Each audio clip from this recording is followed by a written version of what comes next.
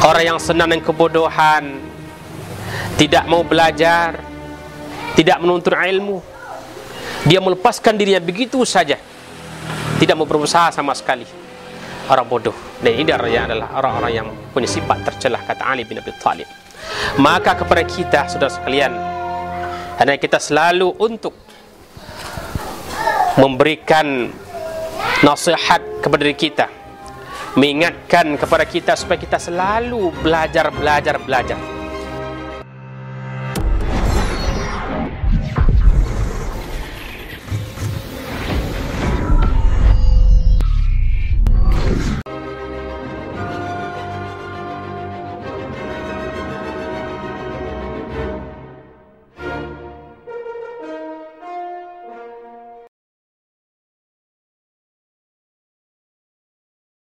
Bismillahirrahmanirrahim.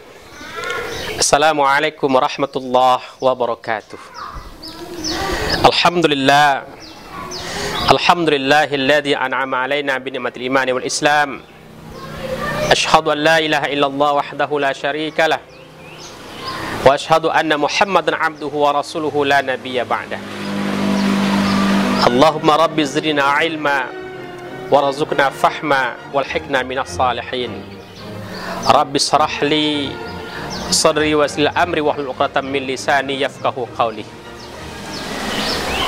Saudara-saudari, para pemirsa, para pendengar dimanapun saudara berada, semoga selalu membimbing Allah Subhanahu wa ta'ala. Ali bin Abi Thalib radhiyallahu anhu pernah mengatakan, ada 5 sifat tercelah. Ada 5 sifat tercelah. Laula khamsu khisalin la saran nas kulluhum salihin. Kalau seandainya manusia itu terlepas dari sifat 5 ini, sungguh dia akan menjadi orang yang saleh. Orang saleh adalah orang yang baik, orang yang betul-betul mendapatkan rahmat dari Allah Subhanahu wa ta'ala. Maka beda orang soleh dengan orang pintar. Orang soleh, kalaupun dia tidak pintar, insya Allah dia akan baik di mata Allah Subhanahu wa ta'ala. Maka menjadi orang pintar itu lebih mudah daripada menjadi orang yang soleh. 5 sifat tercelah, kata Ali. Kalau seandainya 5 sifat ini bisa terlepas pada kita, insya Allah maka kita akan orang yang soleh. Apa yang pertama? Yang pertama adalah al-qana'atu bil jahli. Al-qana'atu bil jahli. Yang pertama, orang yang senang dengan kebodohan. Orang yang senang dengan kebodohan, tidak mau belajar, tidak menuntut ilmu, dia melepaskan dirinya begitu saja, tidak mau berusaha sama sekali. Orang bodoh. Dan ini adalah orang-orang yang punya sifat tercelah, kata Ali bin Abi Thalib. Maka kepada kita, saudara sekalian, karena kita selalu untuk memberikan nasihat kepada diri kita, mengingatkan kepada kita supaya kita selalu belajar. Bahkan ayat yang pertama Allah turunkan ke Rasulullah pun Al-A'la ayat 1-5. Iqra bismi rabbikal ladzi khalaq. Bacalah. Berarti artinya apa? Ayat pertama pun Allah turunkan kepada kita tentang belajar, saudara sekalian.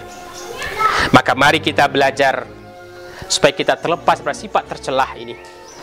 Orang yang belajar insya Allah dia akan mulia baik di mata Allah dan juga di mata manusia. Allah menjanjikan yarfa'illahu allazina amanu minkum walazina utul ilma darajat.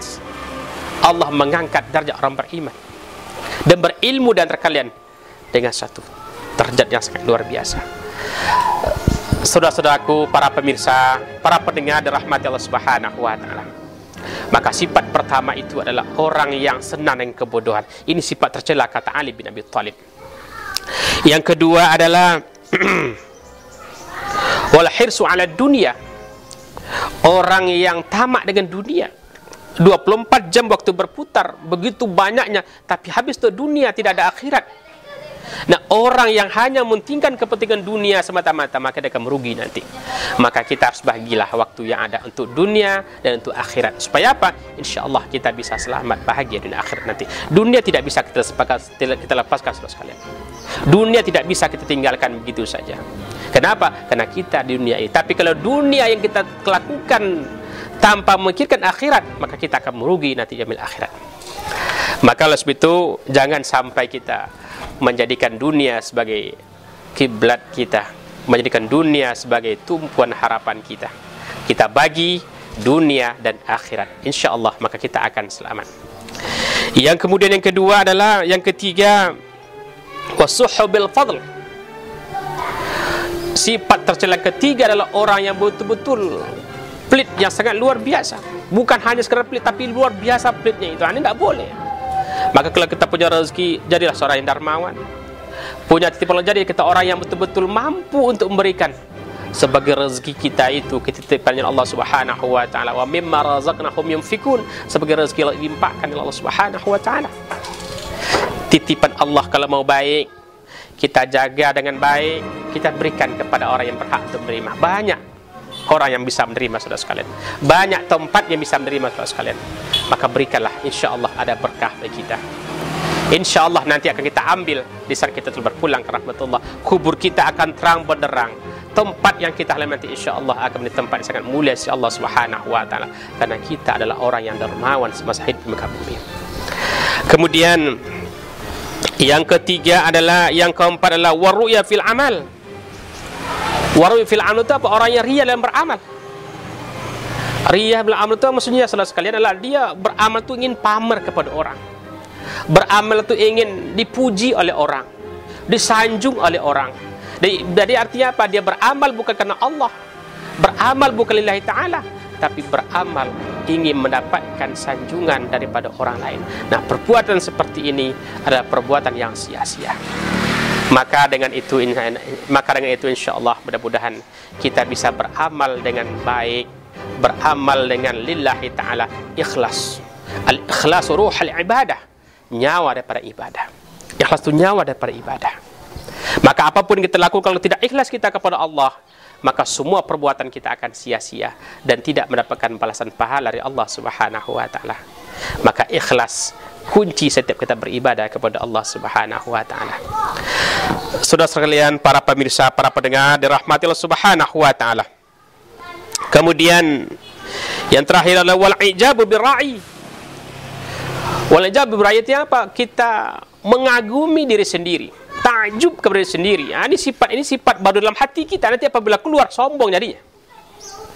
Sombong itu apa? Batarul haqqi wa ghamdun nas. Menolak kebenaran, meremehkan manusia. Tidak senang kepada orang yang lebih dari kita, meremehkan orang yang rendah daripada kita. Sifat sombong ini sifat yang tidak boleh dimiliki oleh seseorang manusia. Manusia yang muslim, yang muslimah, yang baik, dia harus betul-betul menjadi seorang yang saleh. Karena sifat sombong ini tidak kita miliki, yang punyanya. Yang sombong itu adalah makhluk Allah. Makhluk Allah yang namanya syaitan. Sombong dia, angkuh dia. Maka Allah jatuhkan dia, maka Allah murkakan dia karena sombong. Maka kita manusia, anaknya, mari sama-sama kita menjadikan kehidupan dunia ini untuk sebagai ladang amal. Semua yang ada, yang kita miliki hari ini merupakan titipan Allah Subhanahu wa taala. Kayakah kita? Titipan Allah. Berilmukah kita? Titipan Allah. Apapun nama yang kita raih hari ini berlebih dari yang lain, itu titipan Allah Subhanahu wa taala. Titipan Allah Subhanahu wa taala. Maka jangan sampai nikmat Allah yang ada itu membuat kita terjerumus ke masuk nerakanya Allah Subhanahu wa taala.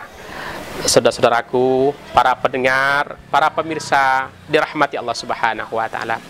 Oleh sebab itu, mari sama-sama insyaallah kita menjadikan diri kita sebagai seorang hamba Allah yang tawadhu, yang selalu bersedar diri kepada Allah Subhanahu wa taala. Insyaallah maka kita akan selamat, akan berbahagia baik di dunia maupun di akhir nantinya. Ini saja mungkin yang bisa sampaikan pada sesi ini, semoga bermanfaat dan berfaedah untuk kita sama-sama. Akhirul kalam, assalamualaikum warahmatullahi wabarakatuh.